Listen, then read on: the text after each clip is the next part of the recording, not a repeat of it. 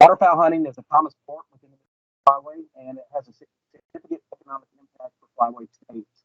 Two different studies recently estimated that contributed approximately 86.8 million and 158 million just to the Mississippi economy and influenced 2,000 different jobs. Oops, back one, there we go. Additionally, funds from the sale of migratory bird hunting conservation stamp, commonly known as the duck stamp, are important for bird conservation in North America. In the 2016-2017 hunting season, duck stamp sales totaled an estimated $26 billion, and 98% of these funds go directly to purchase a habitat or conservation easements. Okay, is this a little better? This speaker's not the greatest. Now, can you hear me a little bit better there? It somewhat fades in and out. Okay. Let me try this here. Pull that. All right. Any better? Yes. Okay. So back to what I was saying, 98% of these funds go directly to purchase habitat or conservation easements under the National Wildlife Refuge System. And duck stamps have been in overall decline since the 1970s, and in steady decline since the 12-13 season, when over 1,700,000 stamps were purchased. These declining sales result in a direct loss for federal habitat acquisition, but also impact other state revenue streams. And in part, the decline in hunter numbers may be related to dissatisfaction with current harvest opportunities, as evidenced by discussions on different internet chat sites around the web.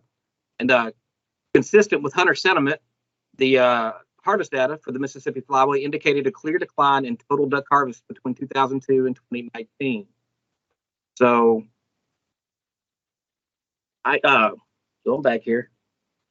Now, I examined harvest data for selected states within the Flyway to look for trends in mallard harvest and consider what factors are associated with mallard harvest. And why mallards? I focused on mallards because of the most harvested duck by recreational waterfowl hunters in the Flyway. They're highly desired by waterfowl hunters, and mallard population size strongly influences waterfowl regulations in the Mississippi Flyway, which can influence hunter participation. My study system makes up 6 westernmost states in the Flyway, shown here in blue. Out of the 14 in the Flyway, I focused on 6. And the reason I did that is because these states derive at least 84% of their mallard harvest from within the traditional survey area. This approach allowed me to selectively focus on the mid-continent mallard population and its influence within the Mississippi Flyway, and reduce complications that could arise from using data from states that have greatest harvest derivations from other mallard populations. Here you can see the traditional survey area in tan, areas 1 through 50, these transects. These are the areas that have been surveyed the longest, and these surveys are generally conducted every year. Of course, with COVID, there's been some issues with BPOP surveys and going on with that. Hopefully we can get moving forward and get those going again. So harvest records extend back to 1961, but the method for calculating harvest changed nationally in 1999. This new method began being standardized across the U.S. by 2002, with previous years being summarized in a separate report in 2020. So those are the years I'm using. The analysis was conducted at 2 spatial scales, one at the Flyway level, which simply consists of the 6 states put together, and then at each individual state. My response variables are going to be mallard harvest and mallard success. Hunter success was defined as dividing the number of mallards harvested in a year by the number of hunters. My explanatory variables include the following. We have the number of hunters per state, mallard age ratio, immature to adult, breeding mallard population size in the year preceding harvest, commonly known as BPOP, and then midwinter counts.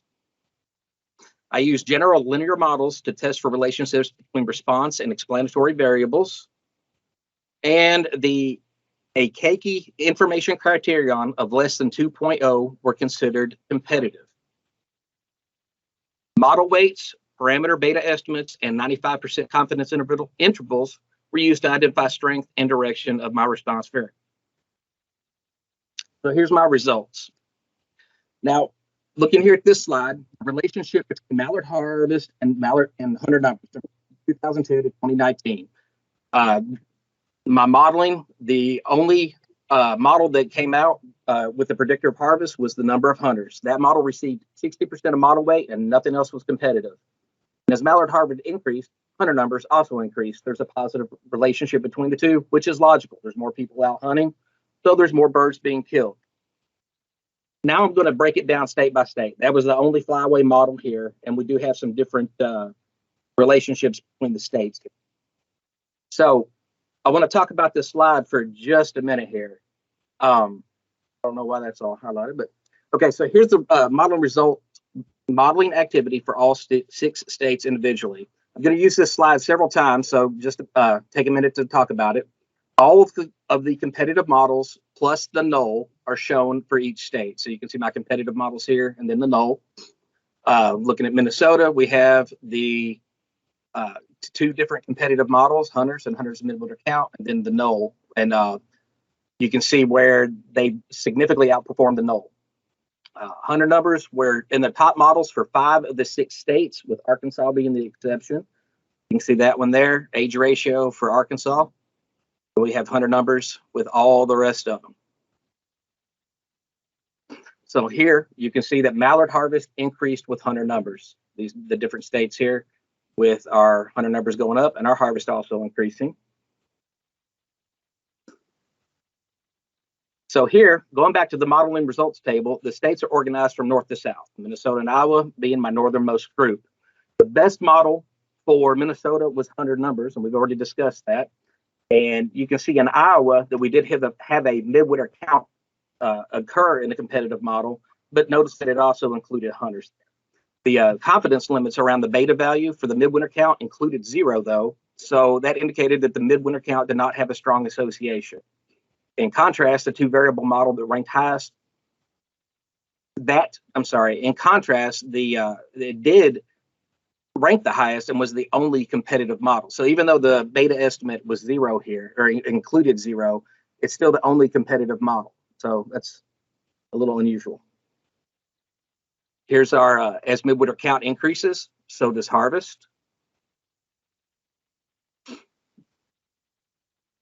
So the 2 variable model with hunters and age ranked highest for Missouri, and Arkansas also included age ratio. There are 3 models that are competitive, and all 3 included that age ratio, collectively garnering 71% of model weight. And this is our central latitude group here. And in Arkansas, the single variable model with age ratio ranked highest, and age ratio appeared in also the top 2 models for that state. But notice that here, the null model is also competitive in Arkansas.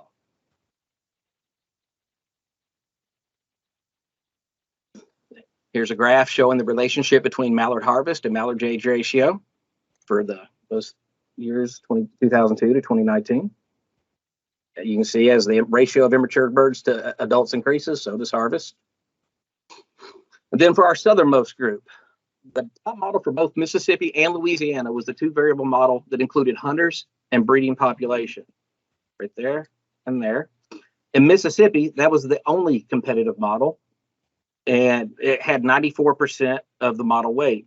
In Louisiana, the single variable model with number of hunters was also competitive. But you can see the BPOP is showing a little bit more influence in there when combined with hunters. Here's our graphs for these. You can see the relationship going down. And then this is counterintuitive. The relationship is inverse between BPOP and harvest. As mallard breeding population increased, the harvest actually decreased. And we'll talk more about that in a minute. So moving forward to hunter success. Unlike the results for harvest, the explanatory variables have no power to explain hunter success at the Flyway level or from the state of Minnesota. You can see that the null model is the only one there. Results within the other states followed similar patterns as we're seeing in harvest results. Here we have midwinter count was the most competitive model for Iowa. Age ratio it was present in Missouri and Arkansas both, just like in the harvest. And then here we have BPOP for both states, present in all 3 of the competitive models. So what can we conclude from this information? Harvest results at the Flyway and for 5 of the 6 states matched my prediction that hunter numbers will correlate strongly with mallard harvest. Like I said before, with more hunters in the field, it's intuitive that mallard harvest would increase. And you can see these graphs here. The long-term trend in declining hunter numbers helps explain decline in mallard harvest. So you have harvest on the left and hunter numbers on the right. You can see how they're both declining. There is a positive relationship between midwinter count and mallard harvest in Iowa. Now, the midwinter count, for people who don't know, it's derived from surveys that are coordinated by the U.S. Fish and Wildlife Service, and they're performed in early January. Survey dates occur well after the hunting season ends, but the strong correlation between midwinter count and mallard harvest seems to indicate larger number of ducks were present during the hunting season in years when midwinter counts were high. Could changes in climate be responsible? Research has shown that weather can strongly influence timing and strength of duck migration. And if fall temperatures in Minnesota and Iowa are warming, then there may be increased harvest opportunities in both states if climate change occurs as predicted. Harvest is directly related to age ratio in Missouri and Arkansas. Juvenile birds are more susceptible to harvest than adults. And why isn't the same relationship found in other states within the Flyway? I believe it's because most juveniles are relatively abundant during most hunting seasons in northern states. And as ducks move south, the juveniles that are making their initial migration become familiar with hunting practices. By the time these birds reach the southernmost states in the Flyway, they are educated and therefore less susceptible to harvest. So that could explain why age ratio isn't a factor down in Louisiana and Mississippi, but it is in our central states. Okay, so as I mentioned earlier, BPOP has an inverse relationship with mallard harvest from Mississippi and Louisiana. And that doesn't seem correct, because if you have a higher breeding population, then we should see a higher harvest rate. We believe that this pattern likely resulted from correlated patterns with the year in the data. Hunter numbers declined over the study period, and we know that these have a direct influence on harvest. Mallard BPOP size increased during the same time. So these trends likely create an association between harvest, which is driven by declining hunting numbers, and BPOP, but there's not a direct cause and effect relation. What else could be occurring? So additional factors that could influence hunter success, some further investigation into these topics should be considered. Habitat. Duck distribution is known to be influenced by habitat. Hunting pressure can shift migration patterns of ducks.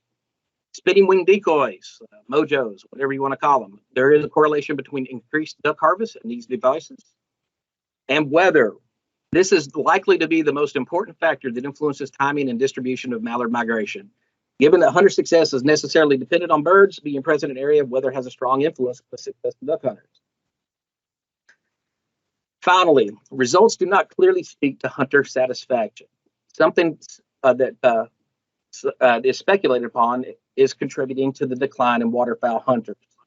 Yeah. Got about 1 minute. Okay. State wildlife agencies are concerned about such declines in waterfowl hunting because license sales are an important part of revenue, and active engagement by a large duck hunting community contributes more broadly to wetland conservation. You can see patterns here in the numbers of duck hunters. They're declining in those 5 states, but Missouri has actually seen an uptick. We might look at considering the policies and practices in Missouri for insights in other states that want to further mitigate the declining trend. Here's some literature, and thanks to everybody. I'm on time for questions.